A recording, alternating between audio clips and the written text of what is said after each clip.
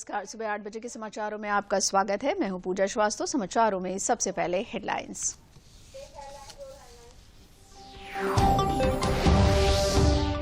गुजरात की ऐतिहासिक जीत पर प्रधानमंत्री नरेंद्र मोदी ने जनता का जताया आभार। कहा, गुजरात के नतीजों ने सिद्ध किया है कि भाजपा ही भरोसे का है दूसरा नाम।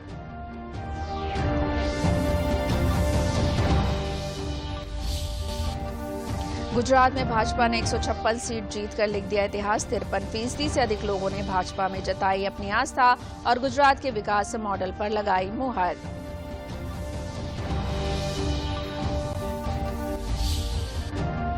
भाजपा ने आजम खां के मजबूत किले को किया ध्वस्त। डिंपल यादव ने मैनपुरी लोकसभा में बचाई परिवार की विरासत। लोक दल खतौली चुनाव जीतकर खुश।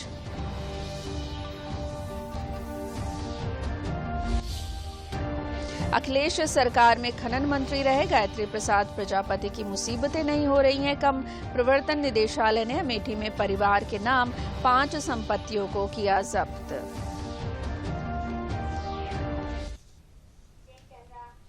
अब समाचार विस्तार से। प्रधानमंत्री नरेंद्र मोदी ने गुजरात में ऐतिहासिक जीत के बाद जनता का आभार जताया। उन्होंने कहा कि भाजपा ने राजनीति की परिपाटी बदली है, वहीं राष्ट्र के उत्थान का मॉडल लेकर आगे बढ़ रही है और देश में विकास की राजनीति शुरू की है। भूपेंद्र नरेंद्र का रिकॉर्ड तोड़े, इसलिए नरेंद्र जी जान से मेहनत करेगा।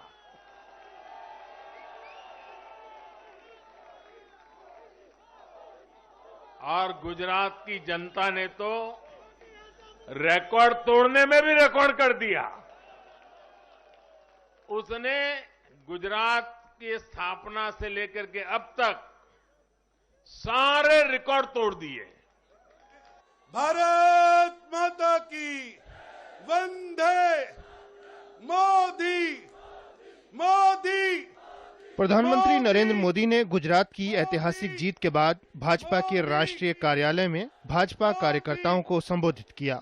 उन्होंने कहा कि जनता ने एक ओर जहां लोकतंत्र को मजबूती दी है, वहीं जीत के सारे रिकॉर्ड तोड़ दिए हैं। गुजरात के इस चुनाव में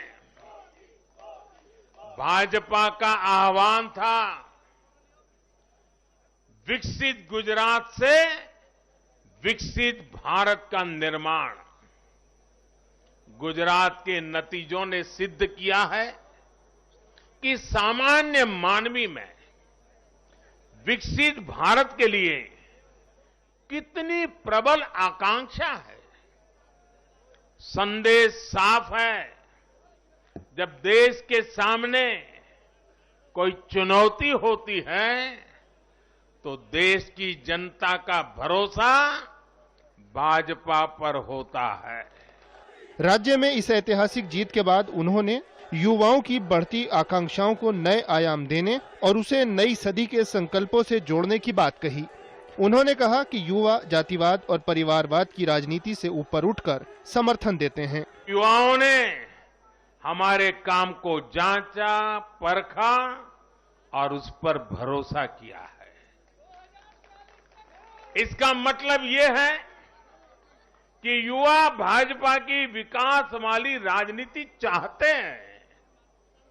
इसका मतलब है कि युवा ना तो जातिवाद के बहकावे में आते हैं, न परिवारवाद के। युवाओं का दिल सिर्फ विजन और विकास से जीत सकते हैं और भाजपा में विजन भी है और विकास के प्रति प्रतिबद्धता भी है। साथ ही प्रधानमंत्री ने हिमाचल प्रदेश में सत्ताधारी भाजपा के मामूली वोट प्रतिशत के अंतर से हारने के बाद प्रदेश की जनता को भरोसा दिलाया कि जन विकास और राज्य विकास की रफ्तार लगातार जारी रहेगी। हिमाचल के चुनाव में 1% से भी कम अंतर से ये हार जीत का फैसला हुआ है। 1% से भी कम। इतना कम अंतर से हिमाचल में कभी नतीजे नहीं आए हैं। हिमाचल में हर 5 वर्ष में सरकारें बदली हैं, लेकिन हर में जब बदलाव हुआ है, कभी 5%, कभी 6%, कभी 7%। जीतने वाले और हार वाले के बीच में अंतर रहा है। इस बार 1% से भी कम। इसका मतलब है कि जनता ने भी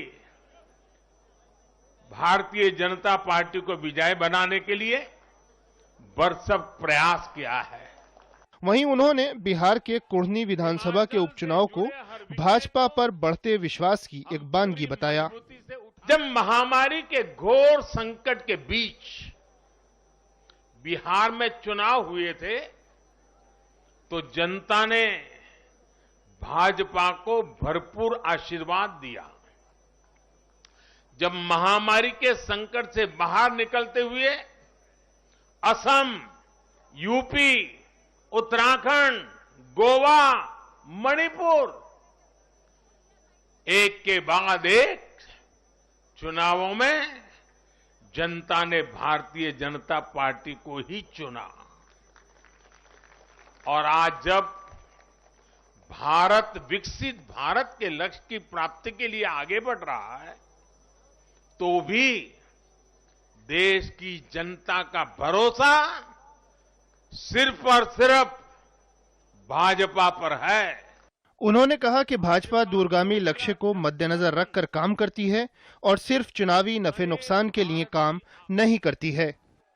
देश के हर राजनीतिक दल को ये याद रखना होगा कि चुनावी हथकंडों से किसी का भला नहीं हो सकता। साथियों, आज के जनादेश में एक और संदेश है। समाज के बीच दूरियां बढ़ाकर राष्ट्र के सामने नई चुनौतियां खड़ी करके जो राजनीतिक दल तत्कालिक लाभ लेने की फिराक में रहते हैं उन्हें देश की जनता, देश की युवा पीढ़ी देख भी रही है और समझ भी रही है। प्रधानमंत्री ने जनता को आगाह किया कि चुनावी दलों को जांचने परखने का समय है। उन्होंने कहा कि भारत में बंटवारे की राजनीति को दरकिनार करने का वक्त आ गया है। प्रधानमंत्री ने कहा कि राष्ट्र प्रथम के साथ आगे बढ़ना है। वहीं गुजरात में भाजपा का भेद किला और भी मजबूत हुआ है। राज्य की राजनीति में भाजपा ने वो कर दिखाया जो आज तक नहीं हुआ। 50% से ज्यादा के मत के साथ पार्टी ने 156 सीटों पर जीत दर्ज की।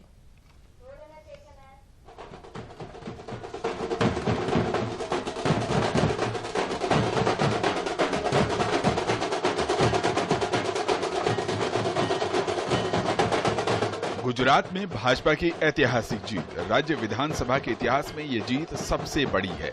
साल 1985 के बाद किसी भी दल ने विधानसभा में अपने दम पर 149 का रिकॉर्ड आंकड़ा पार किया है। भाजपा ने जब ये रिकॉर्ड तोड़ ही दिया तो जश्न क्यों ना हो।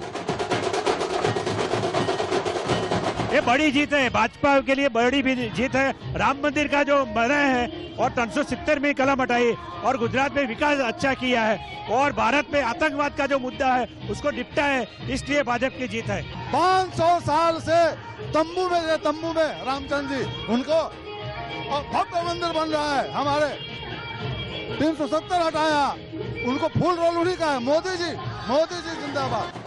गुजरात की जीत कई मायनों में ऐतिहासिक है। भाजपा की ये सबसे बड़ी जीत है। साल 2002 में भाजपा ने सबसे बड़ी जीत अब तक की हासिल की थी। विधानसभा में उसने 127 सीट जीतकर रिकॉर्ड बनाया था। ठीक 20 साल बाद हुए चुनाव में 155 से ज्यादा सीट जीतकर सभी रिकॉर्ड न सिर्फ ध्वस्त किए बल्कि एक ऐसा मानक भी बना डाला जिसे दोहरा पाना आसान तो कतई नहीं है। गुजरात के लोगों ने भारतीय जनता पार्टी और यशस्वी प्रधानमंत्री श्री नरेंद्र भाई मोदी पर अटूट भरोसा और विश्वास दिखाया है। गुजरातियों ने एक बार फिर विकास की राजनीति को समर्थित किया है। यह एक बार फिर साबित हो गया है कि गुजरात के लोग अपने प्रिय नेता श्री नरेंद्र भाई पर अपार विश्वास, प्रेम और आशीर्वाद की वर्षा करते हैं। साल 1985 में कांग्रेस ने राज्य में 149 सीटें जीतकर रिकॉर्ड बनाया था। तब कांग्रेस के माधव सिंह सोलंकी मुख्यमंत्री बने थे। उसके बाद कोई भी उनके रिकॉर्ड को तोड़ नहीं पाया था। बीते 27 साल से भाजपा प्रदेश की सत्ता में है और प्रधानमंत्री मोदी के नेतृत्व में पार्टी के हौसले चुनाव की घोषणा से ही काफी बुलंद थे।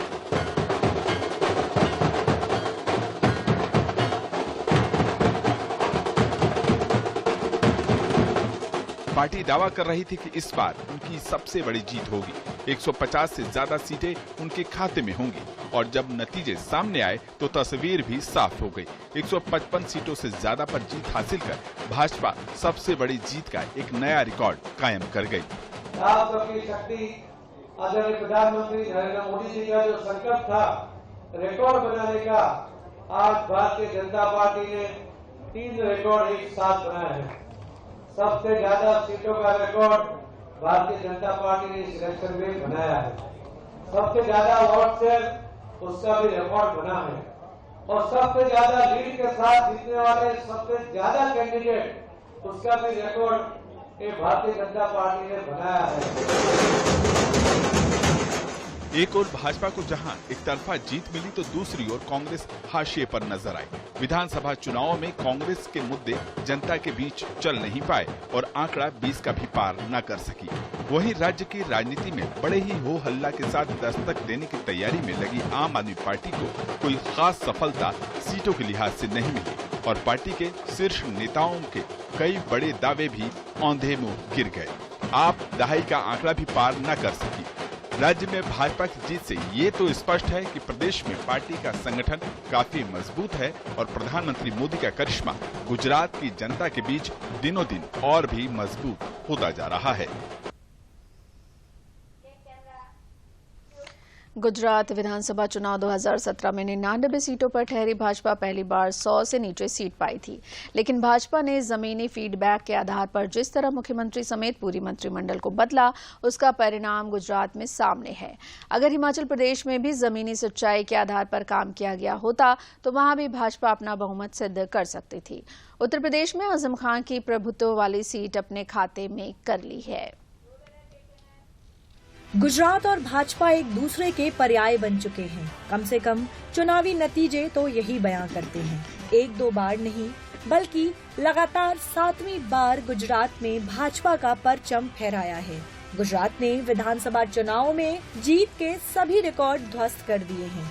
भाजपा ने गुजरात विधानसभा चुनाव के इतिहास की सबसे बड़ी जीत दर्ज करने वाले माधव सिंह सोलंकी का रिकॉर्ड भी धराशायी कर दिया है। उपाध्यक्ष CR पाटिल ने गांधीनगर में मीडिया को संबोधित किया। CM भूपेंद्र पटेल ने कहा कि गुजरात की जनता ने एक बार फिर प्रधानमंत्री नरेंद्र मोदी पर भरोसा जताया है। भूपेंद्र पटेल 12 दिसंबर को एक बार फिर गुजरात के CM पद की शपथ ग्रहण करेंगे। समारोह में प्रधानमंत्री नरेंद्र मोदी और गृह मंत्री अमित शाह भी शामिल होंगे। गुजराती जनता ने ये मन बना लिया है कि 2 दशक से चली आ रही गुजरात की इस विकास यात्रा को अविरत चालू रखना है और वास्तव में हुआ भी यही। गुजरात के लोगों ने एक और कार्यकाल के लिए श्री नरेंद्र भाई मोदी के नेतृत्व वाली भारतीय जनता पार्टी को राज्य के शासन की जिम्मेदारी सौंप दी है। एक बार फिर गुजरात के लोगों ने भारतीय जनता पार्टी और यशस्वी प्रधानमंत्री श्री नरेंद्र भाई मोदी पर अटूट भरोसा और विश्वास दिखाया है। गुजरातियों ने एक बार फिर विकास की राजनीति को समर्थन किया है।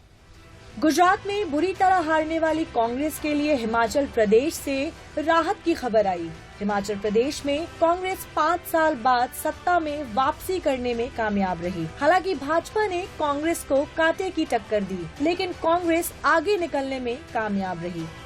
उत्तर प्रदेश में 1 लोकसभा और 2 विधानसभा सीटों के नतीजे सामने आए। मैनपुरी की प्रतिष्ठित लोकसभा सीट से बहू डिंपल यादव ने अपने स्वर्गीय ससुर मुलायम सिंह यादव की विरासत संभाली। चुनाव में सपा प्रत्याशी डिम्पल यादव ने भाजपा प्रत्याशी को भारी अंतर से हराया। विधानसभा सीटों में मुकाबला टक्कर का रहा। भाजपा ने रामपुर विधानसभा सीट पर सपा नेता आजम खान का पुराना किला ध्वस्त किया, तो वहीं खतौली से आरएलडी के मदन भैया ने भाजपा की राजकुमारी देवी को हराया। Bureau report, Doordarshan news, Lucknow.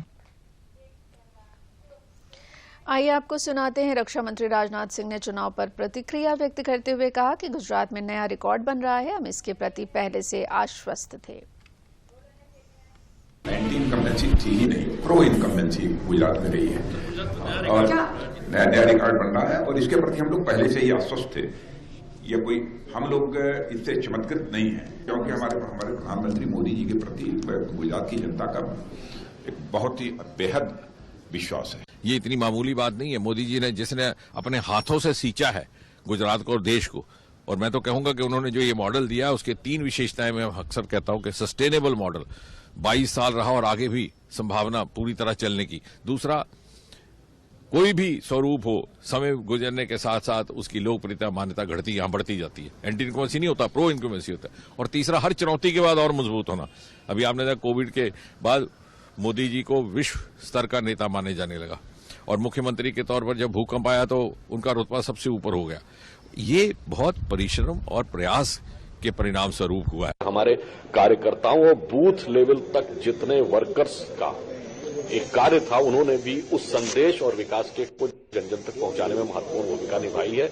इसलिए मैं कह सकता हूं कि गुजरात में भारतीय जनता पार्टी अपना ही नहीं, किसी भी राजनीतिक दल का सर्वकालीन सर्वश्रेष्ठ प्रदर्शन करने की तरफ बढ़ रही है। गुजरात और हिमाचल प्रदेश के चुनाव के साथ हुए प्रदेश के उपचुनाव सभी राजनीतिक दलों के लिए अलग अलग खुशी लेकर आए हैं। भाजपा जहां गुजरात में 156 सीट जीतकर और आजम के गढ़ को तोड़ने की सफलता से खुश है, तो वहीं कांग्रेस हिमाचल प्रदेश में अपनी सत्ता की वापसी को लेकर खुश है। आम आदमी पार्टी गुजरात चुनाव के बाद राष्ट्रीय पार्टी बनने पर खुश है, तो समाजवादी पार्टी अपना गढ़ और विरासत बचाने को लेकर खुश है। आरएलडी पश्चिमी उत्तर प्रदेश में उपचुनाव में खतौली सीट का चुनाव जीतकर खुश है। मुख्यमंत्री योगी आदित्यनाथ ने ट्वीट कर प्रदेश में हुए मैनपुरी लोकसभा और रामपुर तथा खतौली विधानसभा उपचुनाव में विजयी सभी प्रत्याशियों को हार्दिक बधाई दी। भारतीय जनता पार्टी ने रामपुर की सीट पर पहली बार विजय प्राप्त की। इसके लिए आकाश सक्सेना समेत रामपुर के सभी कार्यकर्ताओं को बधाई और जनता जनार्दन के प्रति आभार जताया। मेरठ में भारतीय जनता पार्टी के पश्चिम क्षेत्र कार्यालय पहुंचकर भाजपा प्रदेश अध्यक्ष भूपेन्द्र चौधरी ने उपचुनाव परिणाम पर प्रेस वार्ता कर कहा कि जनता का निर्णय अंतिम निर्णय है, जिसे हम स्वीकार करते हैं। उन्होंने कहा कि स्थानीय स्तर पर जो कमी हुई उसे जनता से बात करके आगे पूरा करेंगे। जहां हम जीते वहां जनता की अपेक्षा पर काम करेंगे। पुलिस प्रणाली पर लगाए गए आरोप पर प्रदेश अध्यक्ष ने कहा कि खतौली में भी आरोप लगाए थे, लेकिन परिणाम हमारे विपरीत आए। रामपुर में जीत के लिए बीजेपी के कार्यकर्ताओं का प्रदेश अध्यक्ष भूपेन्द्र चौधरी ने धन्यवाद किया। हम पूरी गंभीरता के साथ चुनाव लड़े, मैनपुरी भी पूरी तैयारी के साथ लड़े, लेकिन जनता का निर्णय है। लेकिन हम लोग जो कमी रह गई क्योंकि परिणाम हमारी अपेक्षा के अनुसार नहीं है। खतौली हमारी सिटिंग सीट थी, मैनपुरी भी हम लोग बहुत अपेक्षा के साथ चुनाव लड़ रहे थे, लेकिन जनता का निर्णय अंतिम है और हम लोग अपने कार्यकर्ताओं की सक्रियता मेहनत से आगे बढ़े। राजनीतिक दल के नाते अब बैठ के अपने कार्यकर्ताओं से, जनता से सब बात करेंगे। स्थानीय स्तर पर जो कमी हुई है उन कमी की समीक्षा करके आगे बढ़े। आपने कहा संवैधानिक संस्थाओं पर लोगों ने आरोप लगाए, पुलिस प्रशासन पर आरोप लगाए। आप अभी कह रहे थे कि साहब रामपुर की पुलिस की जीत है, तो पुलिस की जीत खतौली क्यों नहीं हुई? मैनपुरी इतने अंतर से हारे हैं। तो जनता सर्वोपरि है, जनता का जो जनादेश है, निर्णय है, उसका हम सब सम्मान करें। समाचार अभी और भी हैं, पहले लेते हैं विराम। बिट्टू, बहू कब से तैयार होकर बैठी है? टेस्ट के लिए जाना बेटा। टेस्ट ही तो देख रहा हूँ माँ। ये टेस्ट जल्द से जल्द होना जरूरी है। गर्भावस्था के पहले 3 महीनों के अंदर जल्द से जल्द HIV की जांच जरूर करवाएं, ताकि शिशु को HIV संक्रमण से बचाया जा सके और माँ और शिशु एक स्वस्थ और लंबी जिंदगी जी सके। जांच जितनी जल्दी, सुरक्षा उतनी पक्की।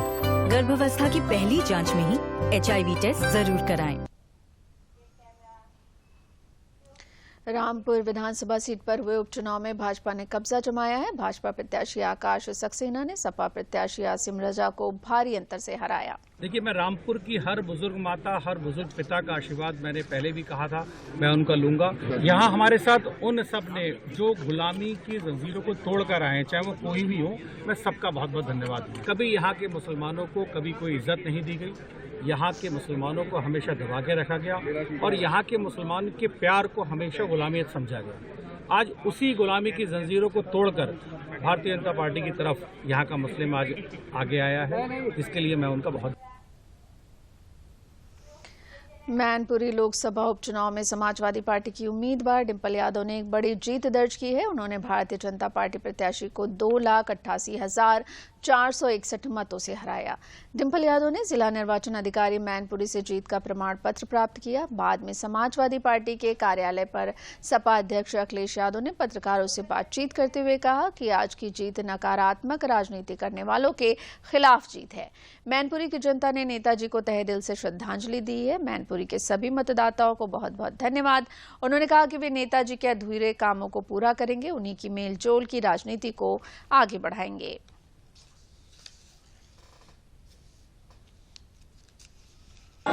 जो नेताजी ने राजनीति की है उसका समर्थन जनता ने किया है, इसलिए मैं एक बार फिर मैनपुरी के मतदाताओं का धन्यवाद देता हूं। नेताजी ने जिस तरीके से विकास किया था, जिस तरीके से मैनपुरी को आगे बढ़ाने का काम किया, हम समाजवादी लोग मिलकर के उसको आगे बढ़ाने का काम करेंगे। पूर्व कैबिनेट मंत्री गायत्री प्रसाद प्रजापति के परिवार की मुसीबतें कम नहीं हो रही हैं। प्रवर्तन निदेशालय ने परिवार के नाम दर्ज कई संपत्तियों को जब्त कर लिया है। गायत्री प्रजापति पर अखिलेश सरकार के समय खनन में भ्रष्टाचार और महिला उत्पीड़न का मुकदमा दर्ज हुआ था। ईडी ने गायत्री प्रजापति के छोटे बेटे अनुराग प्रजापति और उनकी दोनों पुत्रियां सुधा और अंकिता के नाम दर्ज 5 भूखंडों को जब्त कर उस पर नोटिस चस्पा कर दी है। ईडी ने अमेठी कस्बे के धम्मौर रोड स्थित विमल पैलेस को भी जब्त कर लिया है।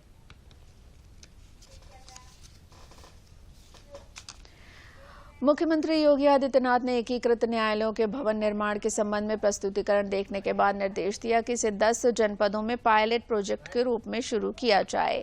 इसमें महोबा, हाथरस, चंदौली, शामली, अमेठी, हापुड़, औरैया, सोनभद्र, संभल और चित्रकूट शामिल हैं। इस परियोजना पर 400 करोड़ रुपए खर्च किए जाएंगे। इसका उद्देश्य वादकारियों को एक ही जगह न्यायिक व्यवस्था उपलब्ध कराना है। न्यायालय भवन में अधिवक्ता चैम्बर, सभागार के साथ न्यायाधीशों, न्यायिक अधिकारियों, कर्मचारियों के लिए आवास, पार्किंग और फूड प्लाजा जैसी व्यवस्था दी जाएगी। देश को पहली बार मिली G20 की अध्यक्षता की ब्रांडिंग रेलवे के माध्यम से भी की जा रही है। नीति आयोग ने सभी राज्यों के साथ रेलवे को भी इसकी जिम्मेदारी दी है। G20 की ब्रांडिंग रेलवे स्टेशन से लेकर रेल के डिब्बों में भी देखने को मिल रही है। देश किसी भी स्तर तक इस उपलब्धि को प्रचारित और प्रसारित करना चाहता है। प्रयागराज, आगरा, कानपुर, मथुरा, मिर्जापुर, अलीगढ़, इटावा, ग्वालियर, झांसी, उरई, फतेहपुर, खुर्जा, टूंडला और बांदा समेत कई रेलवे स्टेशनों पर इससे संबंधित जानकारी लोगों को उपलब्ध होगी। वीआईपी ट्रेनों पर लगी स्क्रीन पर भी G20 का लोगो दिखाया जाएगा।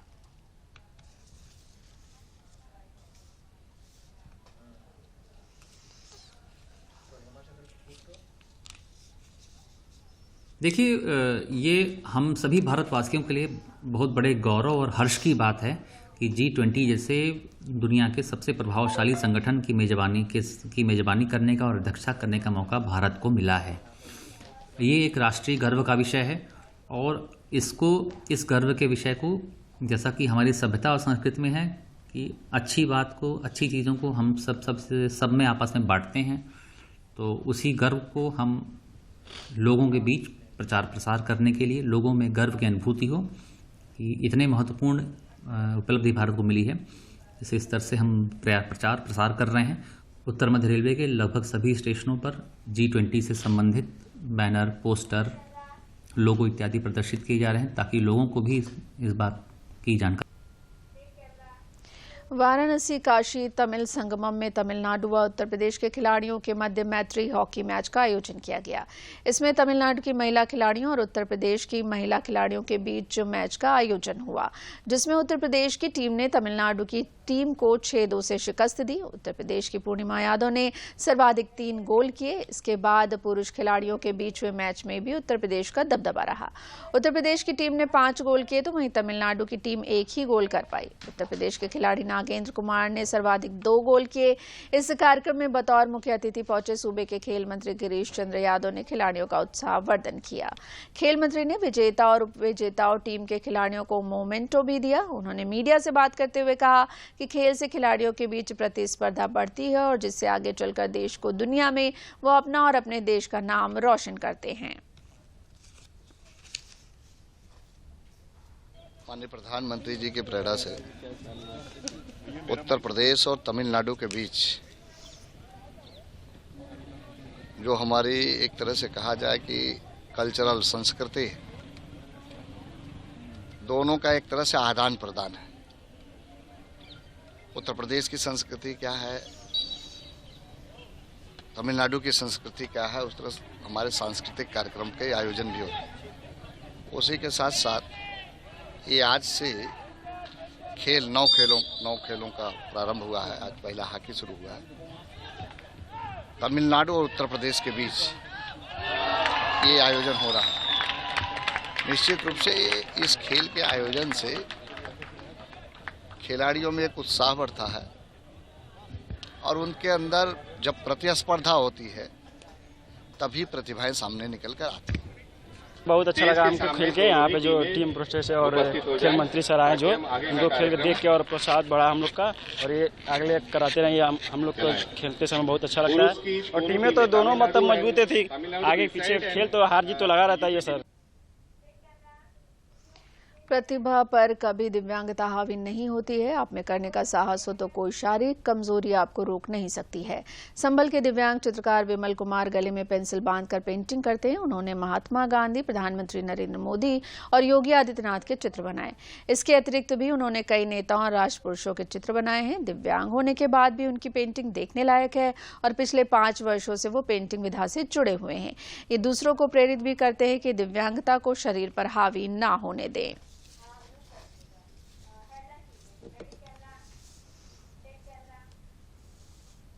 अंत में प्रमुख समाचार एक बार फिर।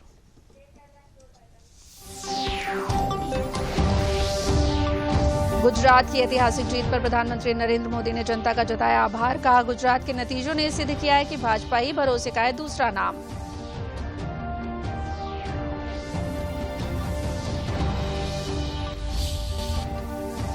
गुजरात में भाजपा ने 156 सीट जीतकर लिख दिया इतिहास। 53% से अधिक लोगों ने भाजपा में जताई अपनी आस्था और गुजरात के विकास मॉडल पर लगाई मुहर।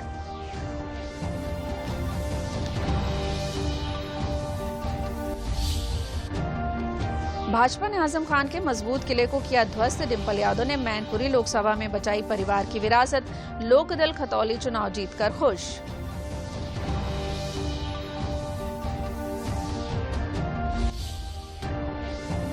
अखिलेश सरकार में खनन मंत्री रहे गायत्री प्रसाद प्रजापति की मुसीबतें नहीं हो रही हैं कम।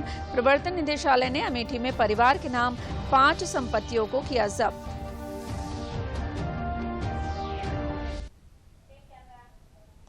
इसी के साथ समाचार समाप्त हुए।